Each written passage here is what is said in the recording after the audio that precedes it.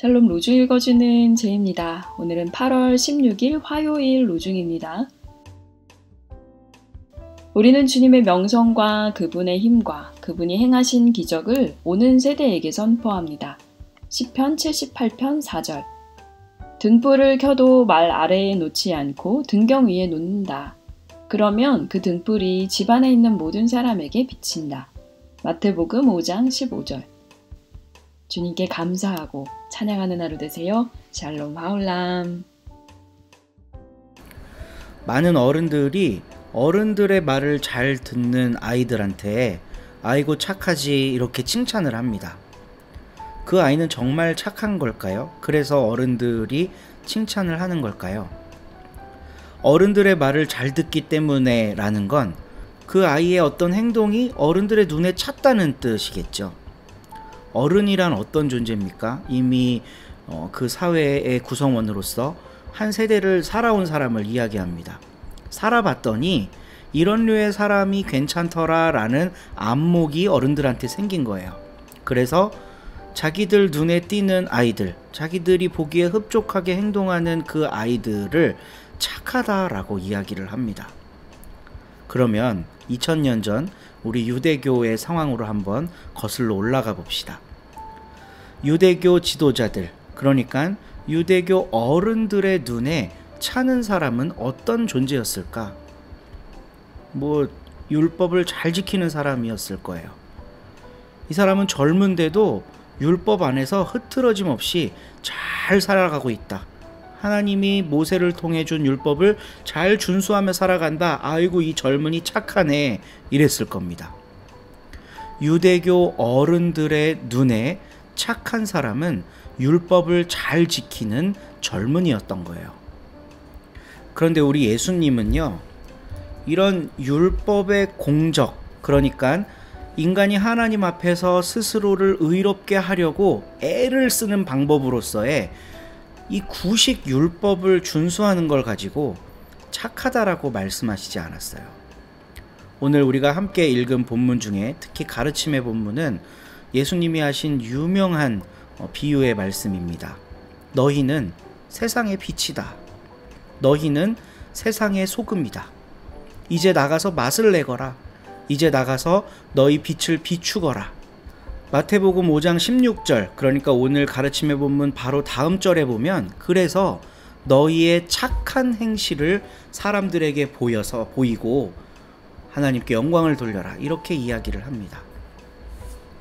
이때 예수님이 말씀하셨던 착한 행실은 구습이었던 율법을 착실하게 수행하는 것을 의미하는 게 아니었어요.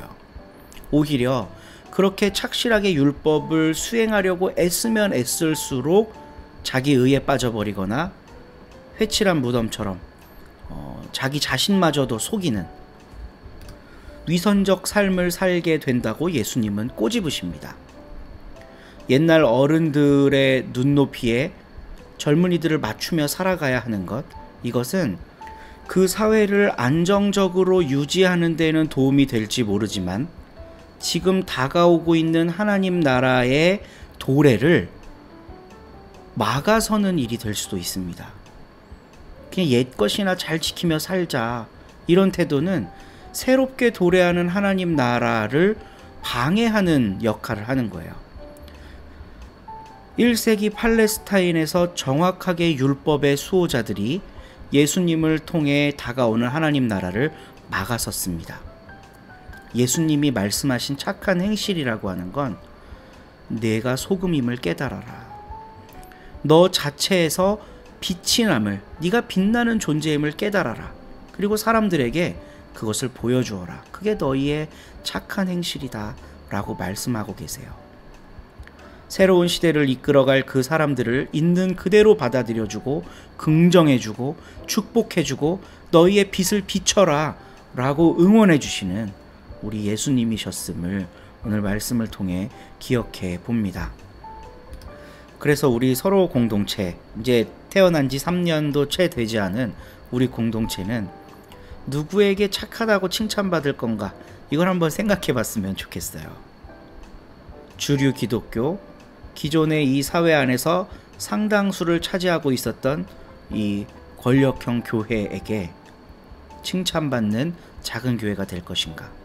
아니면 네가 소금이다, 네가 빛이다 말씀하셨던 예수 그리스도께 칭찬받는 교회가 될 것인가? 후자였으면 좋겠습니다. 오늘 함께 읽을 새 한글 성경 본문은 마태복음 7장이고요. 신혜원 집사님이 낭독해 주십니다. 좋은 하루 되세요. 7장. 남을 판가름하지 마세요. 그리하여 여러분이 판가름 받지 않도록 하세요. 여러분이 남에게 한 그 판가름으로 여러분이 판가름 받을 테니까요. 또 여러분이 남에게 갖다 댄 잣대를 여러분에게도 갖다 대실 테니까요. 왜 그대는 형제자매의 눈 안에 있는 티끌은 보면서 그대 눈 안에 있는 나무 막대기는 알아채지 못합니까?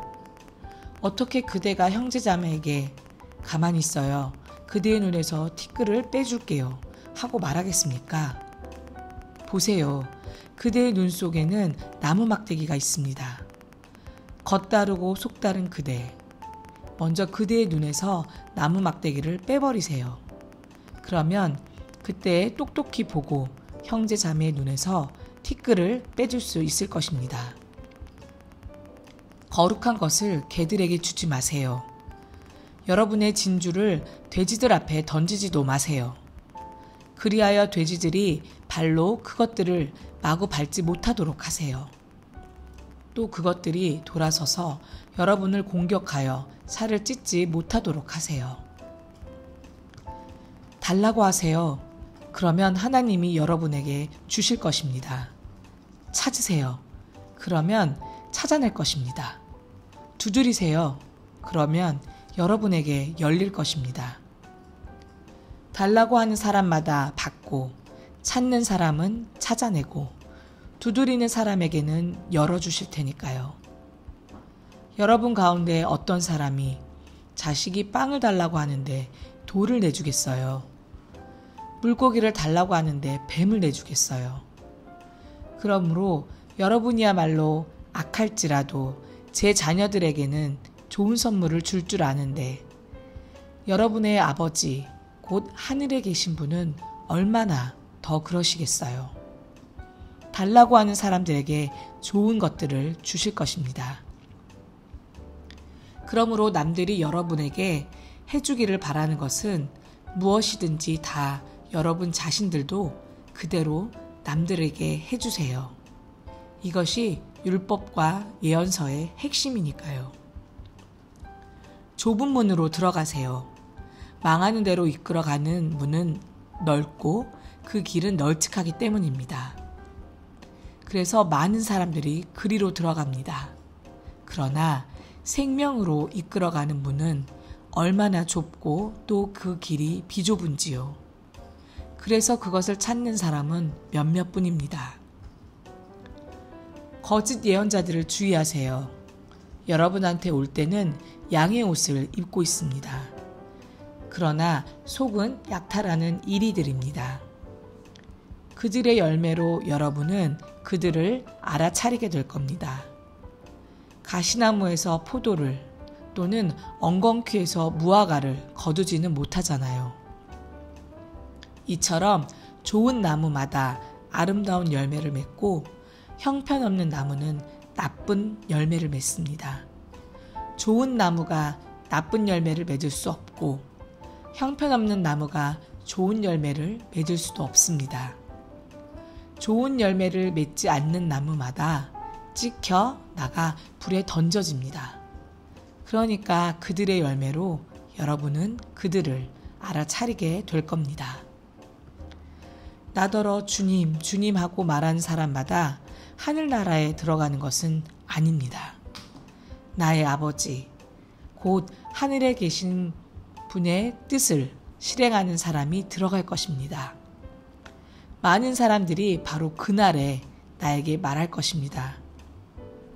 주님, 주님, 우리가 주님의 이름으로 예언하지 않았습니까? 또 주님의 이름으로 귀신들을 쫓아내지 않았습니까? 또 주님의 이름으로 능력을 보여주는 일을 많이 하지 않았습니까? 하고요. 그러나 그때에 내가 그들에게 대놓고 말할 겁니다. 나는 당신들을 전혀 알지 못하오. 나한테서 썩 물러가시오. 불법을 저지르는 사람들이여. 그러므로 누구든지 나의 이 말을 듣고 그것들을 실행하는 사람이 있다고 합시다. 그는 자기 집을 바위 위에 지은 생각 깊은 사람과 같을 것입니다. 나중에 비가 내리고 물난리가 났습니다. 또 바람이 일어 그 집에 불어닥쳤습니다. 그러나 그 집은 무너지지 않았습니다. 바위 위에 기초가 놓인 까닭이지요. 누구든지 나의 이 말을 듣고 그것들을 실행하지 않는 사람이 있다고 합시다. 그는 자기 집을 모래 위에 지은 생각 짧은 사람과 같을 것입니다. 그런데 비가 내리고 물난리가 났습니다. 또 바람이 일어 그 집을 세차게 때렸습니다. 그러자 그 집이 무너졌습니다. 그 무너짐이 대단했습니다. 예수님이 이런 말씀들을 끝마치셨을 때 무리들은 예수님의 가르침에 매우 놀랐다. 예수님이 권위 있게 가르치셨고 그들의 율법학자들처럼 하지 않으셨기 때문이다. 아멘.